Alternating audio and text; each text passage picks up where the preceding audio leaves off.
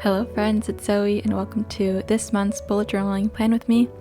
For February, I decided to do a Lunar New Year theme since it had just passed. I actually filmed this on January 25th or something, but with school it's really hard for me to balance editing and schoolwork, so I apologize for the late uploads, but it's just gonna be hard as an architecture major and as a full-time student. I can't really use the excuse anymore that no one watches my video, so it's okay if I don't upload. Now that there are 10,000 of you watching, first of all, thank you guys so much for helping me reach that milestone last month. It's pretty crazy to me how many people have decided to click the subscribe button, and I appreciate every single one of y'all. So thank you, and I'll keep trying to upload. I really enjoy making videos, it's just super hard to find the time. But anyways, we've gotten pretty far into the plan with me and I haven't even started talking about the page, but as you can see, I'm just drawing my classic calendar spread layout, and a lot of the doodles are inspired by my friend Lu Tung from Lu Tung's studio. She is also a YouTuber and posts a lot of Instagram pictures of her spread, so I'll be sure to link her in the description. But yeah, she came out with a really cute Lunar New Year theme for February as well, and I was really inspired, so go check out her channel after you're done watching this video. And for this next page, it is my highlights reel, so I like to print out my favorite pictures of the month and paste them in and just write a short little caption about the highlight of the month or my favorite events or just funny things that happened to me that month. I feel like looking back at the end of the year on all the good memories of February will be super fun to look at, and I personally take a lot of photos on my phone, but if you really love drawing, feel free to just doodle your favorite moments, or if you don't like drawing or taking pictures at all, you can literally just write down your favorite moments of the month. And I think this just is a nice kind of wrap up at the end of the month to just go through your photos or just reflect on all the positive moments that happened that month, and then just realize that for every bad moment there's way more good moments, hopefully, or even just the little things, like if you went on a walk that day and you saw a pretty flower, that could count as a highlight too. It doesn't have to be this huge moment that's revolutionary or life-changing. It could just be small interactions that you have that just overall make your day better. So yeah, that's my little spiel about the highlight reel. I haven't really been talking about the actual illustrations on the page just because I kind of view those as secondary. The themes are just for me to have fun with drawing and kind of just flipping through my bullet journal. I think it's satisfying when each month has a certain color. But let me know if you guys are interested in me talking about the actual illustrations and the colors and the markers and supplies that I use, because I do receive some questions about it, but I kind of just tell y'all to check the description because I do list all the supplies there, but I know that not everyone reads the description. So yeah, just let me know if you would like me to explain these types of things in the voiceover, because I do think about the designs a lot. I just don't want to preach the aesthetics of the journal. I think the functionality of the journal is more important. But yeah, for this next page, I am just drawing the habit tracker. With every page, I kind of get a more intricate border design because I was having a lot of fun drawing them. They remind me of those Chinese knots that kind of symbolize good fortune, but you'll just see me get more complicated with each page. I just kind of sketched out the border design with pencil first, and then for every time the marker kind of overlapped another, I left a slight gap to look like the weaving of the strings in these Chinese knots. I don't know if that makes sense, but they're super easy to draw.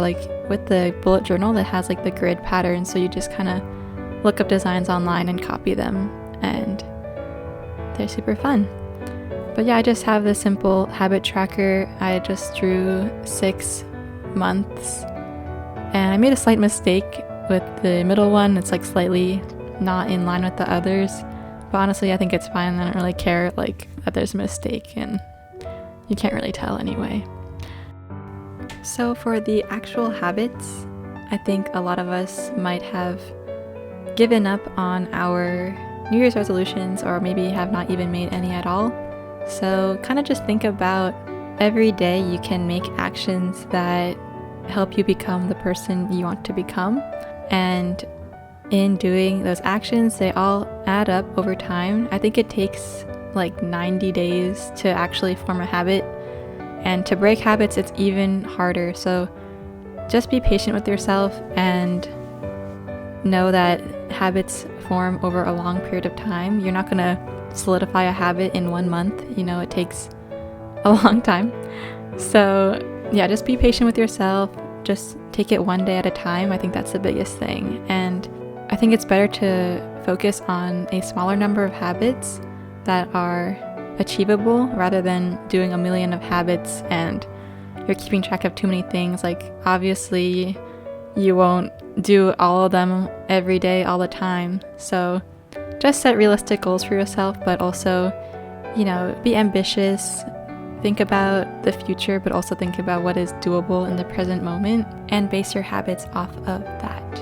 Also, do me a favor and put just one habit that is like self-care or something that makes you happy, because you should be doing something that makes you happy every day. Like, prioritize your happiness.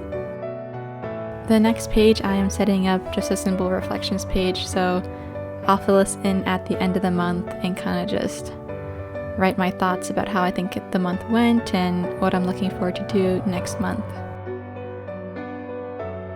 The final spread is going to be my first weekly setup for February.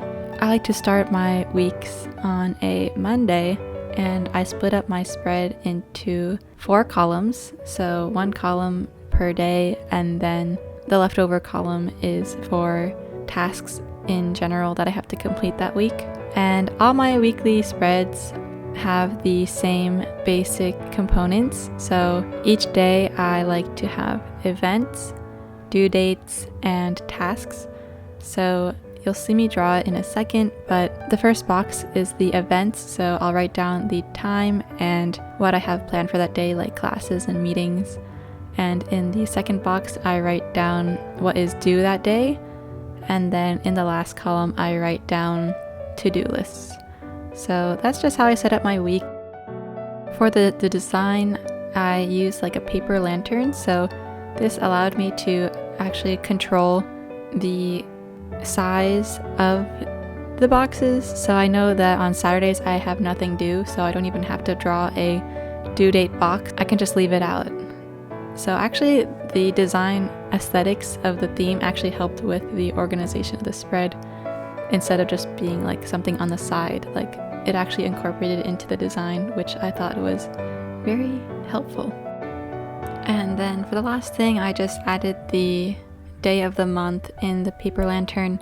I know it's a little confusing because my friend thought I was trying to write like Monday and stuff, but it's just the day of the month. So next week I'll have like 7 through 14 or whatever the numbers are. So here is the final flip through of the video. Thank you so much for watching and for making it this far. I hope you enjoyed the theme and the layouts and found something helpful within the video. And I hope to see you in the next one. Thanks. Bye. Hello. Let me voice over it. Ready? This is my audition tape for Bujo with Zozo's February 2022 video. In a world that's lacking creativity, one woman can save us all. Bujo with Zozo!